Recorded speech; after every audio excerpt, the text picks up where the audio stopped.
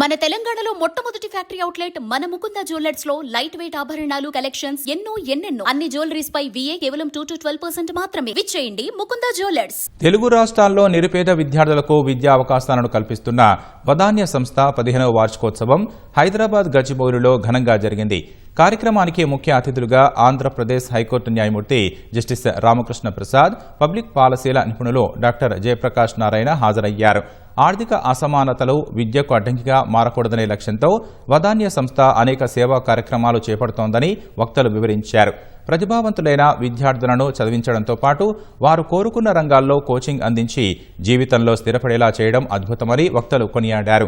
వదాన్య సంస్థ ద్వారా వివిధ రంగాల్లో దాదాపు 100 మందికి పైగా విద్యార్థులు ఉన్నత స్థానాల్లో స్థిరపడి తిరిగి సంస్థకు సహకరిస్తున్నారని తెలిపారు.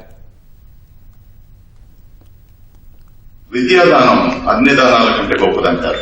అటువంటి విద్యాదానం కూడా అడిగితే ఇచ్చిన దానం కాకుండా వదాన్యంగా వారే వెళ్లి పొటెన్షియల్ స్టూడెంట్స్ ని పికప్ చేసి వాళ్ళని ఐడెంటిఫై చేసి ట్రైనింగ్ ఇచ్చి, ట్రైనింగ్ కూడా ట్రెడిషనల్ మెథడ్స్ లో కాకుండా లేటెస్ట్ టీచింగ్ మెథడ్స్ లో, digital teaching, then counselling and so on and so forth. ఇవాళ రోజున ఏదైతే ఎడ్యుకేషన్ కి కావాల్సిన స్టెప్స్ ఏవైతే ఉన్నాయో అవన్నీ కూడా modern technology, modern methods of teaching తోటి ఈ జనరేషన్ కి కావాల్సినటువంటి అవసరాలు తీరుస్తూ ఎంతో ముందుకు తీసుకెళ్తూ ఉన్నారు. కానీ ఈ దేశంలో 24 కోట్ల మంది పిల్లలు పాఠశాలల్లో ఉన్నారు. 14 కోట్ల మంది ప్రభుత్వ పాఠశాలల్లో ఉన్నారు.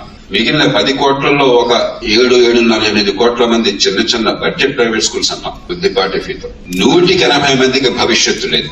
తెలంగాణ ప్రభుత్వం ఒక్కొక్క బిడ్డ మీద ఏడాదికి 1,08,000 రూపాయలు ఖర్చు పెడతాం. 1,08,000 రూపాయలు ఖర్చు పెడుతుంది. సాక్షాత్తు ముఖ్యమంత్రి గారు కౌన్సిల్ ఏ మాట చెప్పాడు, నేను సొంతంగా నా అంకెలు పట్టి చెప్పడం.